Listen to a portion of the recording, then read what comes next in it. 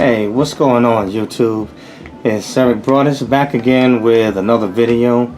And today, I want to title this video calling it Scrub Your Mind. Scrub Your Mind. And the reason I chose this topic today was I was thinking about the thought process of us as human beings and, as individuals and even groups. And I had, you hear the news about different events that are going on, in the world. I mean, you could go with anything from cop killings, different type of sects or different type of groups, that are pushing different types of movements. And when I thought about it, I was just reflecting, and I was like, where does this all come from? And before anything becomes an action, it's a thought first. And so basically what happens is that our minds dictate how we're going to act and exactly what we do. And I know everybody here is not spiritual or religious, but I think about maybe about what the Bible talks about, how it talks about renewing your mind, and so when I think about scrubbing your mind, it's exactly how do you think? We have to I guess clean our minds up or break down mental paradigms or just walls or the way we think for the better. Now, in certain cases, we have to change how we think for the better. And when I think about the mind truly is a powerful thing. Our minds are basically a million times greater than Google and the internet on steroids.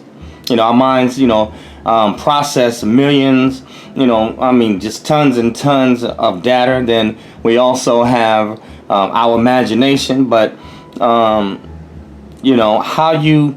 Bible does say that as a man thinketh, so is he. And so when you look and see all the different things that are going on today, I mean, I was thinking about that murder of that guy, John, I forgot what his last name is, but with that Amber Geiger case, and she claims that she made a mistake, but going into an individual's, going into the wrong apartment and, taking this guy's life, what was on that person's mind? How do they think? I mean, you could look at some of the school shootings or these mass killings. When I think about, the mind, scrub your mind. And the reason why I say that, you have several different, examples, that I could use as far as worst case scenarios. On one side, you could have white supremacists. On the other side, you could have black nationalists. On both sides, they have a faulty belief system. And I mean, everything I'm saying, this is just my opinion, so I'm not here to knock or judge or offend anybody. This is just my personal opinion and how I see things from my perspective. So please don't take it personal. But just these neo-Nazis or just these different groups, and how does it all start? It starts with a seed that's planted, into their mind, and those seeds they become thoughts, and then these individuals, they keep meditating on it, and then those thoughts, they become actions, and then the actions, after doing it, replicating it over and over and over again, they become habits, and then these habits, they become a lifestyle. And so when I say scrub your mind, that means that in some cases we have to make a conscious effort to cleanse our minds of the junk, keep the good, and basically throw away the bad. when I think about scrubbing your mind, a mind cleansing is good because what are the problems that happen when people become brainwashed? What is brainwashing? Brainwashing, it's mental programming. Now, where this begins at most of the time is it starts when people are young, because that's when they are most likely to absorb information. But I mean, anybody can be brainwashed. I mean, some of the bad examples of brainwashing are, look at cults with David Koresh. I can't think. I mean, there are others, but cults, culture, lifestyle, how people think. Adolf Hitler with Nazi Germany, believing that Jews and blacks were inferior, or any other race that basically wasn't German was inferior. That's a faulty way of thinking and a faulty belief system. Where did he learn to think that way? And I know that he was a charismatic leader, but there were others that were brainwashed as well, but they followed suit. What started off, began a movement, and now all of a sudden, it's a belief and a way of life. And the atrocities that,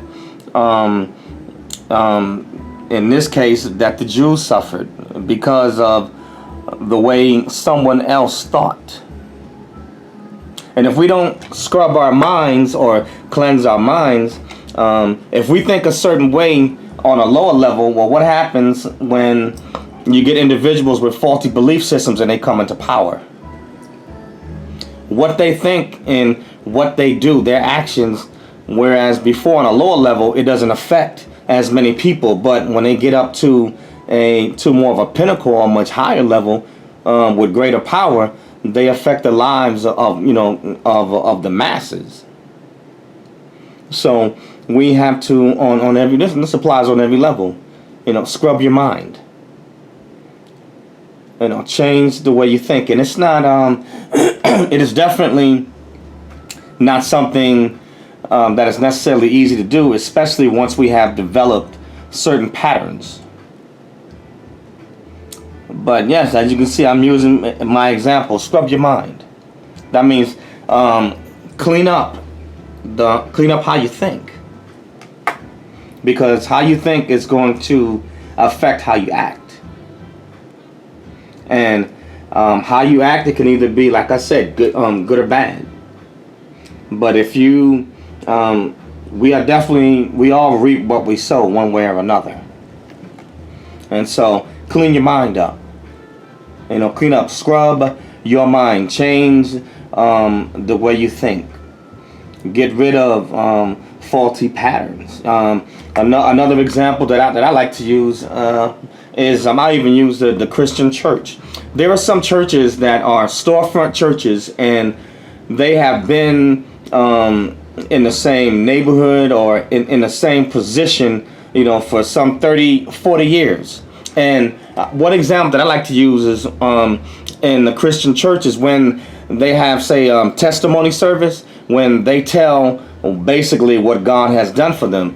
And some years ago, I had went to a storefront church. I haven't been to it in years, and so there were people that were testifying about how they got out the hospital for diabetes and high blood pressure, and how God delivered them, and brought them through their hospital stay, back to health. But they wound up going back again to the hospital for the same problems. So to me, I would say in this case, it's a faulty belief or a thinking pattern. And in this case, it involves their health or diet. So common sense would tell me that if I know that I have diabetes or I have high blood pressure or whatever it is, and I'm not saying that I'm perfect. I'm not perfect with my eating habits either, but if you went to the hospital because something went wrong with your blood pressure or with your diabetes, okay, Well, common sense would say, well, let me make some lifestyle changes. But these individuals, will testify year after year after year about how God brought them through another episode at the hospital for the same problem. So common sense tells me that if you know that you can't have but so much sweet tea, cakes, pies. I mean, even a lot of salty and sweet food. There's a change for a diet, and I definitely believe in the Lord also, but you have to use some wisdom and common sense to go along with that, so that you can stay out the hospital and you can give God thanks for bringing you through something else. And that's just one example with the Christian body. But these same people, they have lifestyle habits that affect their health, and they never get any better. Another case, and this is not to offend anybody, when I grew up in New York City, in the hood, of course, and I remember that there were guys like five percenters, and what was it? I think you might have had Hebrew Israelites. It's no offense to you guys, but I know they were like a group of, like, say, pro-blacks, and they I see them out here in Frisco also, but they would be on the street corners, and they're passing out their tracts, or they got a loudspeaker, or they're basically trying to spread their message of building some type of black utopia. And some of them mentioned that according to their beliefs, the black man is God. I'm like, I'm saying the black man is God. And so then if questioned about it, their explanation, well, we don't mean that the black man is God, like God as, say, in the Bible, or either how Muslims would say Allah. What they basically mean is, I guess, supposedly the black man being the firstborn, like Adam. So me, I would figure that, well, wouldn't it be more appropriate to say that that maybe that really all men, have kingship in them. But anyway, make a long story short, I was like, well, it's strange to me that if you claim that the black man is God, then why can you not fix your situation of poverty? Or if the black man is God, then why are you locked up in a prison cell?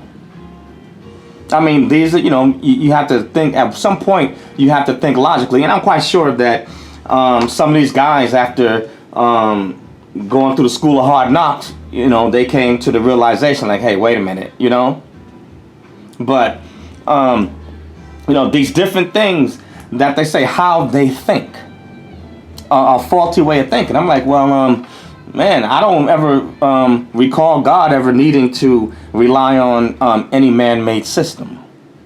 So it's like, where do you get, the beliefs from? And like I said, this is not a knock on any 5%ers or anybody that's whatever, pro-black, whatever, blah, blah, blah. So no knock. I'm just using it to drive my point home. But you can't elevate the black community as a whole that's struggling and in poverty. So it's like, how does that make you God? That wouldn't make sense. And I'm just using that as one example of a faulty belief system or a faulty way of thinking. With white supremacy, they have a faulty way of thinking on the other end, believing that that the white race is superior. And the one example I can prove who crushed that, you can just use sports as an example. Nazi Germany got their wake-up call in the Olympics, 1936, with Jesse Owens, and I believe with Bob Beamon, those guys, when they got smoked, by Jesse Owens and those guys. They tore them up.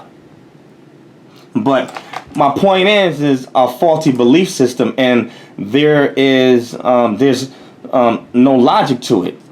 But yet and still, if anything is spread long enough, people, and then they keep hearing it over and over and over again, and they take it in, they meditate on it, they eventually become to believe it. That's why you have to scrub your mind. You got to consider what it is that you take in. Another point, is when they talk about a woman being a queen. Now, if you say that you're a queen, right? Scrub your mind, because a queen, that's a big title right there. And so if you're going to be a queen, then you should be able to represent that and set the example for other women to follow. In my opinion, a queen would be like a Proverbs 31 woman, somebody that is worthy and honorable, worthy of respect. They're marriage material. They're a good wife to their husband. They raise their kids right. But if your mind is not right, then you're not going to be able to, act, in the manner of a queen, because your head is not right. And, no offense to anybody, but you got to scrub your mind. If your mind is not right, then you're not going to be able to act like you should. And that's just real talk right there. You got to scrub your mind. Consider what it is that you take in and what you meditate on. You got take in the meat, spit out the fat.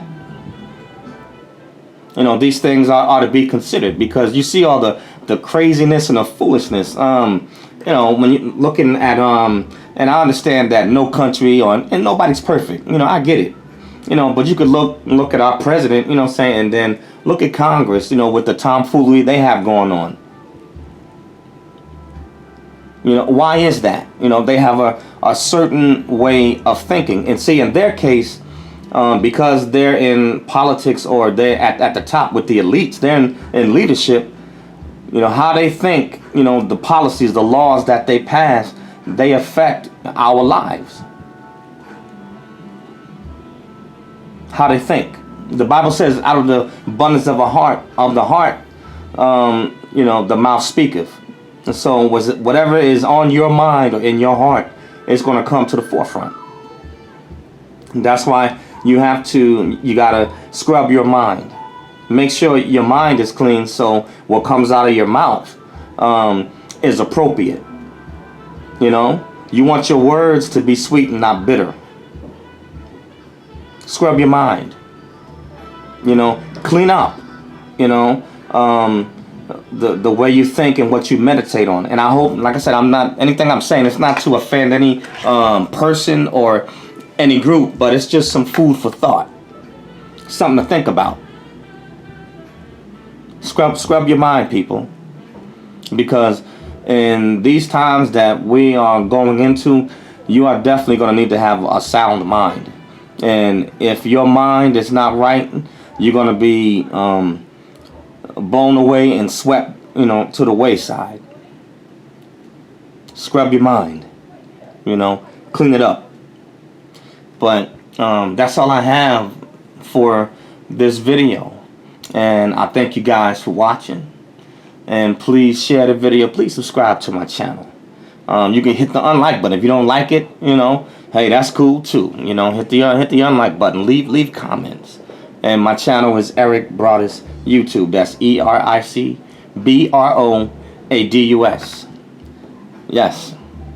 But share it. And those that are already subscribed to my channel, hit the bell so you can get future subscriptions. But please, scrub your mind.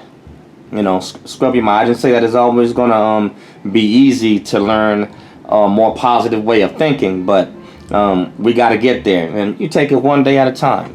Scrub your mind, folks. That's all I got, for this video. Peace out.